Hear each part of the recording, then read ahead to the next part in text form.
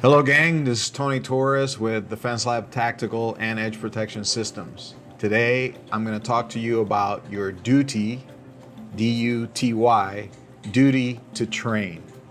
If you're in law enforcement or in the military, you have a duty to train, not just a prerogative or the privilege or the right to train. You have a duty to train. Let me start with a little story. In the movie 300, there's a really important scene in which the deformed person, his name is Ephialtes, comes up to Leonidas and says, "Hey, I'm ready to go to war for Sparta. Look at how well I can thrust with my spear. I've been wanting to fight for my whole life." And Leonidas very wisely looks at him and says, "Well, that was a great thrust with your spear, but why don't you just raise your shield for a second?" And Ephialtes couldn't raise his shield. And this is where Leonidas told him that, "Hey, listen, it's great that you want to do this, but you're incapable of doing it. You cannot protect the man to your left." This is one of the reasons, or perhaps the most important reason, why you have a duty to train. You have a responsibility for the other police officers or the other soldiers around you to be an asset to them rather than a liability. So let's look at some of the other reasons you have a duty to train. If you have a family that you want to go home to at the end of your shift or at the end of your deployment, you want to train for them. You have a duty to train to protect the public and to execute whatever your duties are when you're overseas or on the job. So it's very important that you understand that if you're not training, you're failing one of your most important duties. If you train in your fitness, your combatives, etc., when you're a trained person, you have less stress, you have less unconscious, unnecessary concerns about what may or may not happen on the job.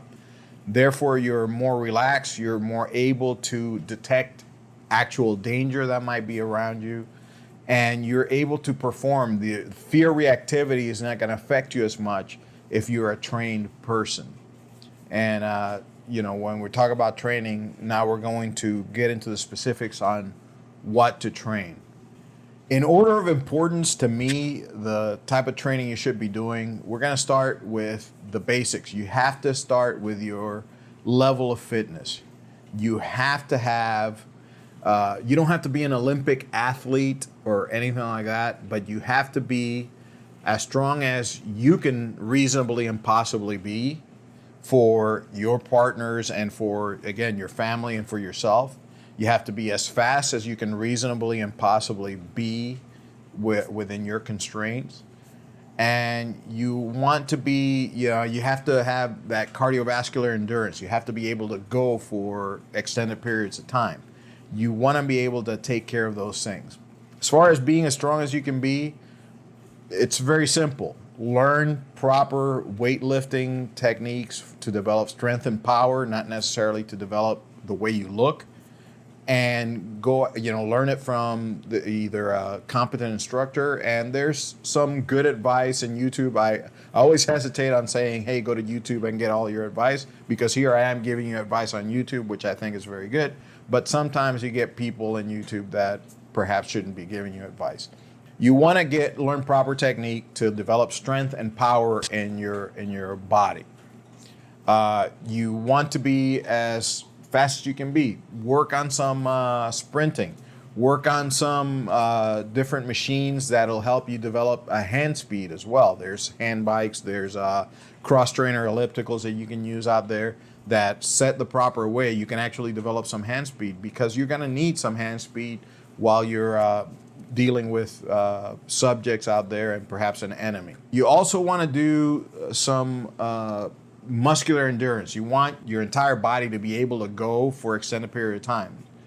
Just in case, you're out there and a fight, when you get into a fight, things normally just don't happen the way you want them to happen. Sometimes they go sideways, and this fight might last longer than you expect. You want to have the gas tank to be able to do that. And part of having a gas tank is having muscular endurance. And it's easy to develop. You know, you have between push-ups, sit-ups, pull-ups, and squats, those 4 exercises, you want to maybe throw some burpees in there.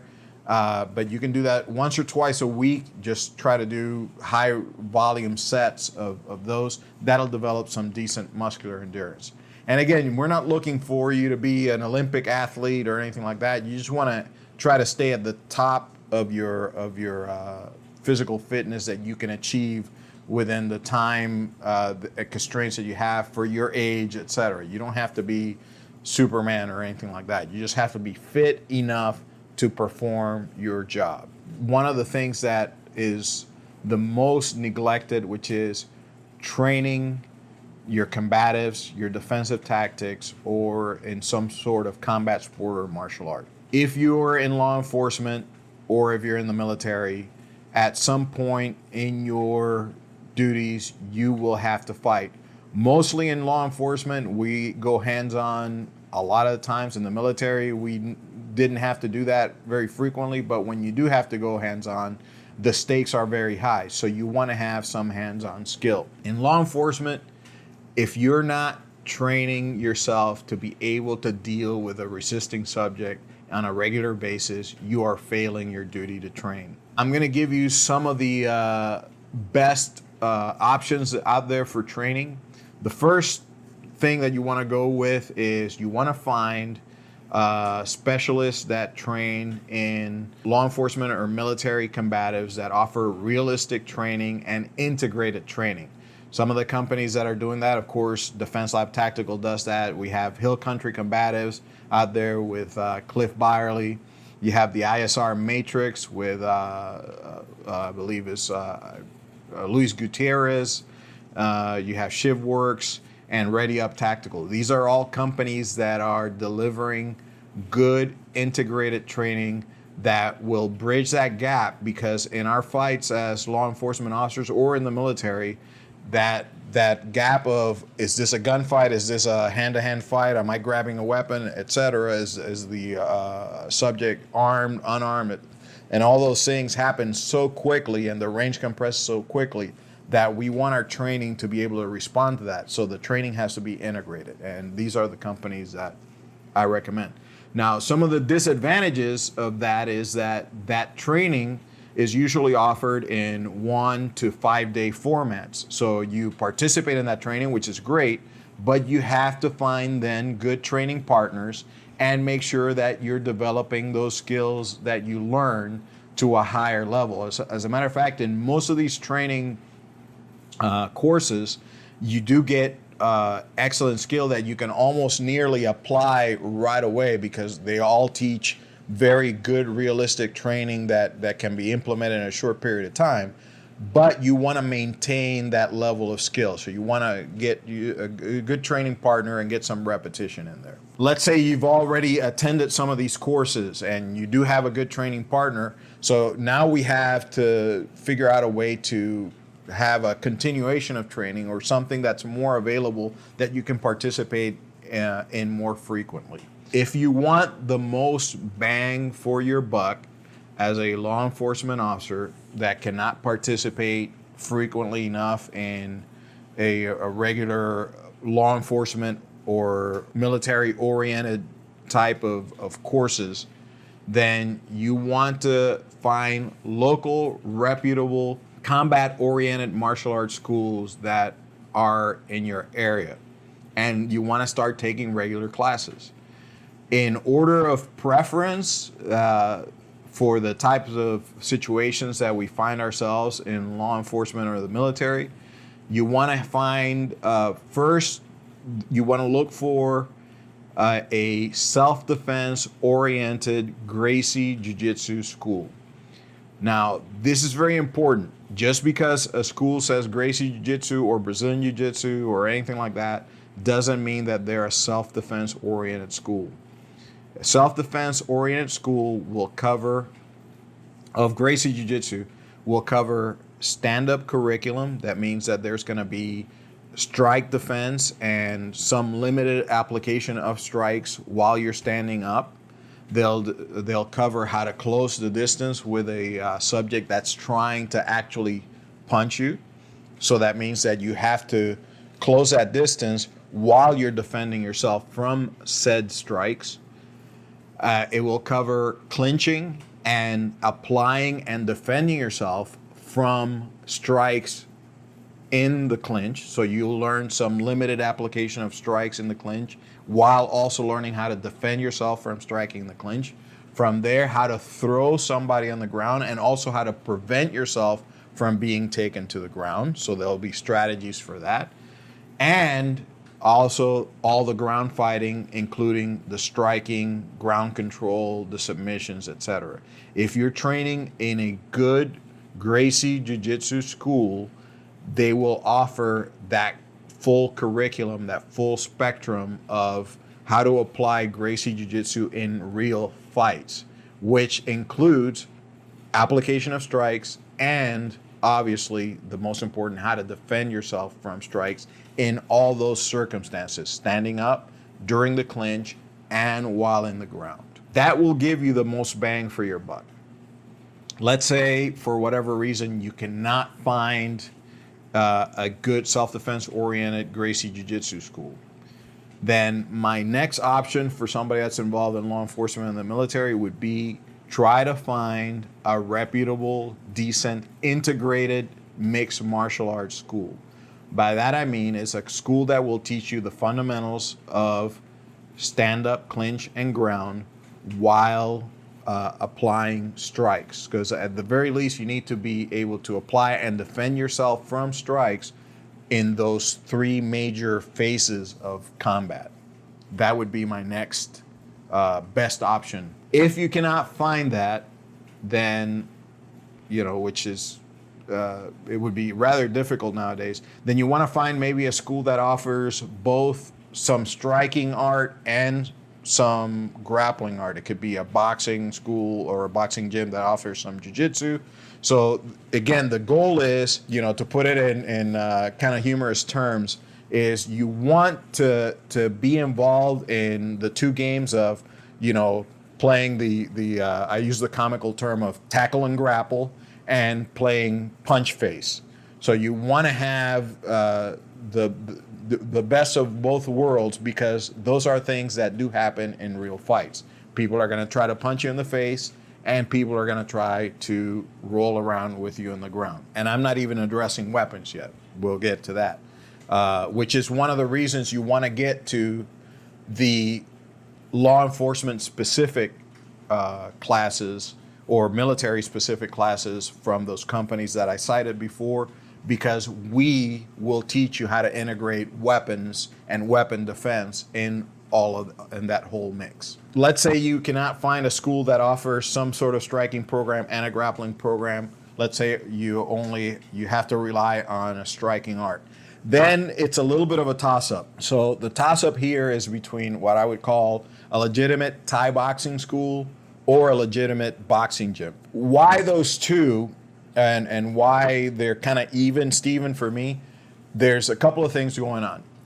If you are relatively young and coordinated, etc., you want to find yourself a legitimate Thai boxing school, because at least in Thai boxing, not only are you learning striking with your fist and your legs, your kicks, you're also going to learn elbows and knees, and you're going to learn some clinch work and some limited throwing. So it's a more complete art. However, it does take more of a time investment to get skillful at Thai boxing than it does boxing. Boxing is an amazing art. Pugilism's been part of my life for a long time. Boxing is great in the sense that it's going to be easier for somebody that's a little bit less coordinated or maybe a little bit older. It's going to be a little bit easier for you to learn, because it's based mostly on the use of the hands, which the biggest part of our brain is allocated to how we use and move our arms and hands. And of course, you learn some good footwork. So if you don't have the option of learning hierarchy, again, just to go over that, is find a good self-defense oriented Gracie Jiu-Jitsu school. If that's not available, then you want to find a decent integrated mixed martial arts school. If that's not available, try to find a school that maybe has a striking art and a grappling art available, and you can train each one a couple times a week or once a week in each, something like that. And then if that's not available, then you want to go into a striking based school. And again, it's a toss up between, what kind of attributes you can bring to the table in which you would participate in something like Thai boxing or just a regular boxing gym. That's in general what to train when it comes to combatives.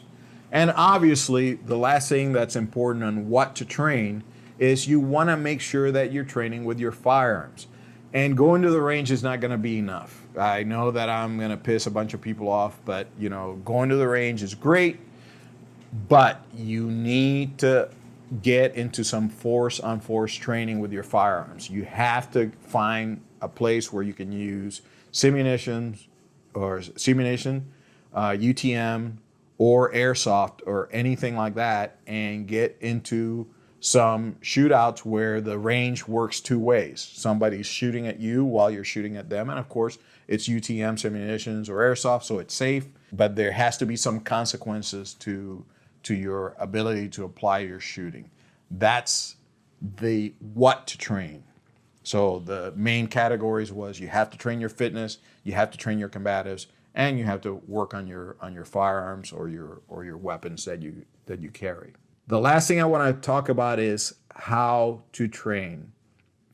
And I'm not going to get into a lot of specifics from learning psychology and sports psychology and how to learn more efficiently. And it's, you want to make sure that your training involves people resisting your efforts to control them or to fight with them. We call that.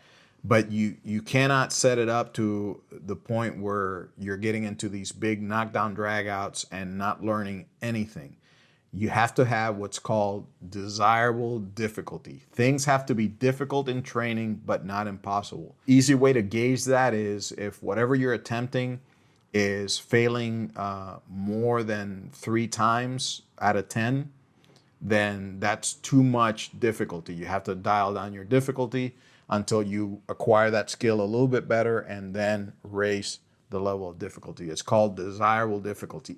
Things have to be hard and there has to be resistance. Somebody has to be opposing your attempts at control or opposing your attempts at being able to hit somebody in the face, etc. But that being said, this is something that I cannot overemphasize enough, as they say.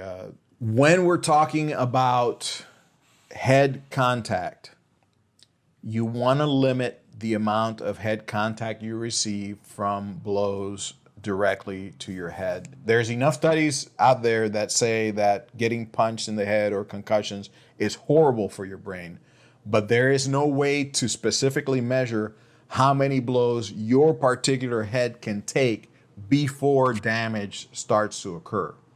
So you can get hit with one punch, slip the wrong way, hit a wall or something like that, and you may end up with some serious permanent brain damage. Those days of just being tough and getting in there and slug it out, whether you're doing scenario training or combat sports training, those are old school, gone by, completely unnecessary. You need your brain to be an effective partner to everybody else that you're out there with. Make sure that you are careful with how much head contact there is.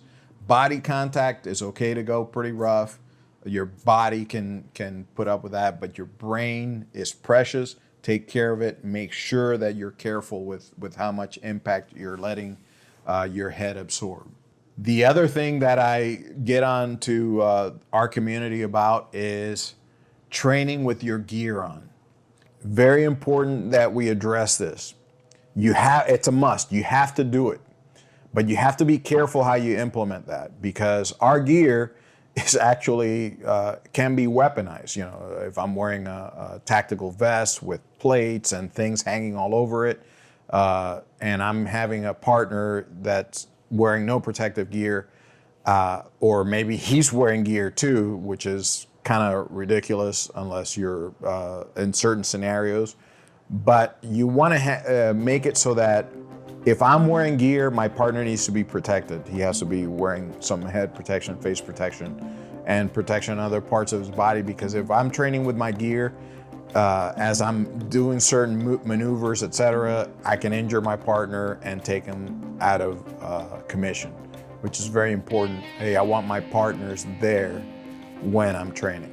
The last thing I want to cover about this is just any injury in general. You want to train with enough intensity, but you never want to injure your partner. It's okay if there's some pain. Pain is okay. Pain is almost inevitable, but injuries are inevitable. You want to make sure that you don't injure. Feeling some pain, getting a bruise, etc. is fine, but getting your knee pulled out of its socket, not so good. You're out of work, you're no good. So that's one of the most critical balances in realistic training that you have to find. If you're getting hurt, as in if you're getting injured in training, then that training is inefficient by definition, because training should make you more dangerous to that person out there, that enemy or that subject that you're gonna face on the job or overseas, etc. It should not make you less dangerous. And if you're injured, you're less dangerous. Thank you. Once again, please send me some comments, send me questions, send me any concerns. Contact me at 520-236-2436. Defense Lab Tactical on Facebook. Defense Lab TNT here in Arlington, Texas on Facebook as well, and Edge Protection Systems on Facebook. I hope you have a great day, and I'll see you next time.